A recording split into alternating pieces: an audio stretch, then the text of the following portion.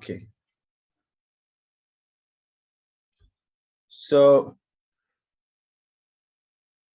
stability analysis has become a major concern. And so we as individuals or practitioners on the field, we need to take this into consideration, especially during the prospecting and exploration stages when we want to get a fair idea or get a handful of information regarding the type of rock we are going to be handling all throughout the life of mine. We have to factor in some of these things that will ensure which direction or how we are going to do the entire excavation and at what angles we are going to cut our materials to ensure stability. So prospecting and exploration of all deposits are now usually carried out in a way that will provide and internal enough information. So what are some of the losses that slope analysis failure can bring about?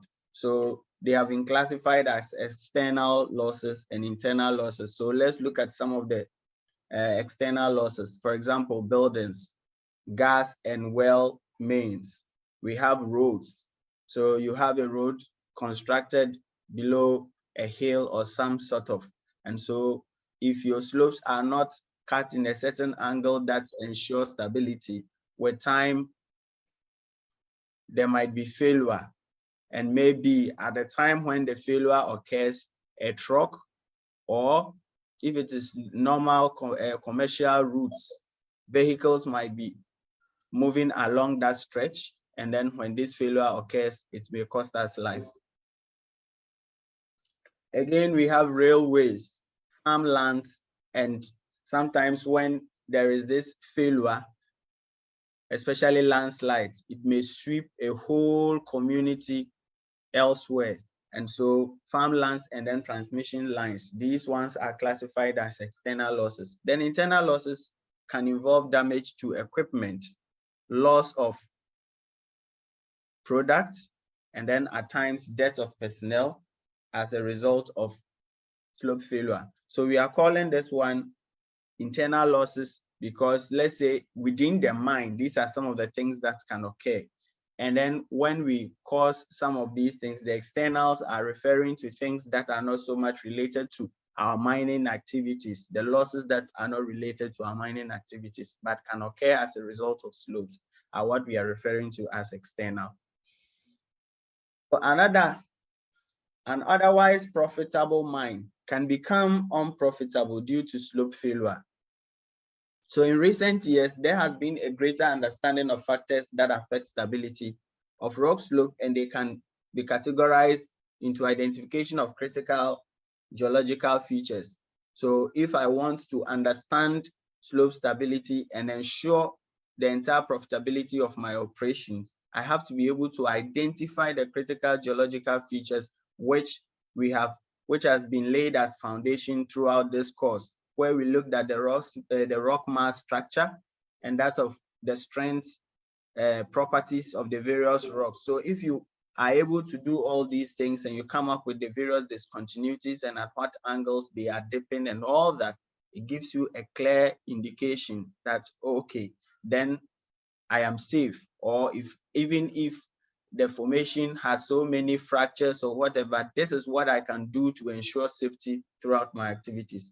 Then we will also be able to determine shear stress parameters of critical discontinuities. So when we have been able to identify the critical geological features, we go on, or it may help us to identify the shear strength of these geological features. And then again, we can look at the strength index of the geological discontinuities and the rock mass, as well as evaluation of the pore pressure, which is the water that might be in the formation, how the amount of pressure it is going to exert when we do the cutting of the faces for our slopes.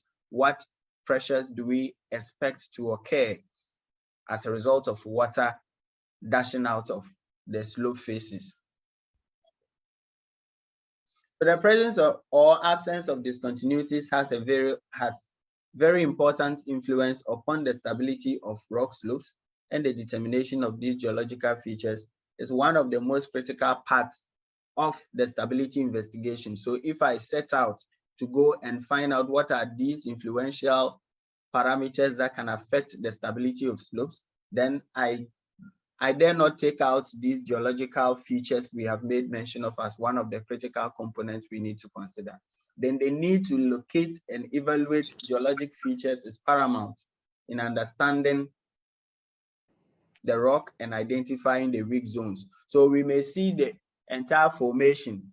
Those of us who are geotechnical engineers can understand this better, in that although we have the whole place as a pit, but you have certain sections that is very dear to your heart. And when you get to your bed to sleep, you hope that the certain decisions you have taken in the mind just before you left work, that section of the pit do not betray you. I don't know if any of us have encountered any situation of that sort regarding our pit, where we know very well that there are certain sections of the pit that maybe are being, the activities has exposed a fault or a joint somewhere. That gives you that kind of headache day in, day out. And when you want to take any decision at all, you are very critical about it. And so you take note of that location. And that becomes your weakest zone within the activities or the pits and its activities. I don't know if the geotechnical engineers with us have got similar situations in their various mine workings, where you have a fault zone in one side of your pits and it gives you some of these issues. Mr. Ajman. Yes, Doc. Yeah. Do you have any issues of that sort? Yes, we do. We do. We have certain zones in one of our pits, especially the whole stretch of the west wall. Okay. So we've had to review our blast design patterns just to be able to cushion it a bit from the blast impact.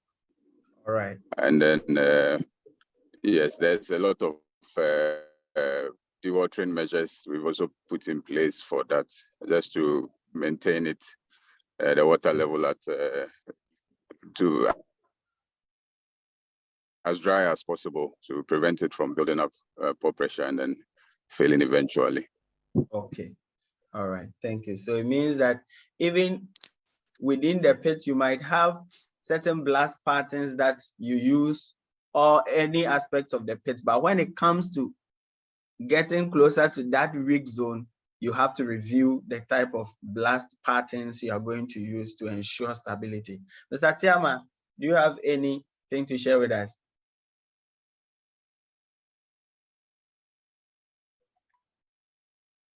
Hello? Is Mr. Tiama with us? All right. So it says that the majority of rock slope warranting stability investigations are always unstable due to inherent geological features. Yes, most of them as a result of some of the changing effects of the rock formation. And we have said it, that we don't have control over that. It is a natural phenomenon. And so you need to get as detailed information as possible before you venture into it, and then you are always ahead of it. So just like Mr. Ajman has shared with us, once you know these are the conditions and these are the weak zones, you put in measures that even if at all there will be that failure shouldn't occur at a time when men and machinery are there working. That you are safe. Good.